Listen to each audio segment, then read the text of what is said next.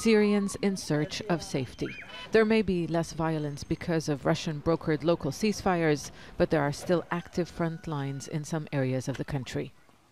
Over the past year, the opposition lost sizable territory, and the Syrian government, with the backing of Russia and Iran, have also recaptured areas from ISIL. The government is stronger than it has been since the conflict began nearly 7 years ago, but the war is not nearing its end. The war is far from over, that is for sure. What we're seeing is perhaps winding down a bit of the conflict in some parts. There is a likelihood of an escalation or flare-up in further conflicts in other parts of the country. Almost a quarter of the country in the northeast, for example, is outside the state's control. The mainly Kurdish region wants a federal system for Syria.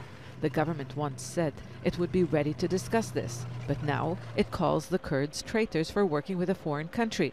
And the U.S. decision to maintain a troop presence in the enclave has alarmed Russia, which says there is no legitimate reason for them to stay.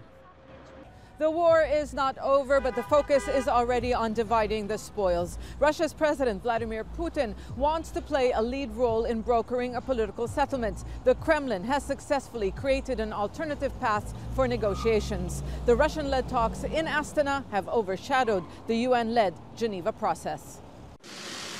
And now Putin plans to host a Syrian peace conference in Sochi.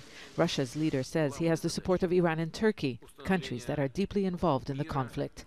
He also says Syria's President Bashar al-Assad is backing the peace initiative that may weaken his powers but leave him in office for at least a few years with a reformed constitution.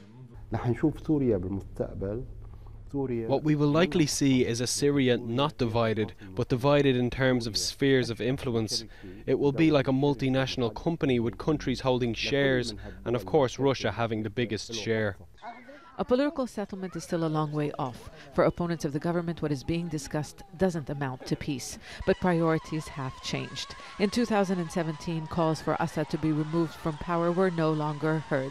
Western leaders now seem to be more concerned with working with Russia to counter Iran's growing influence in Syria.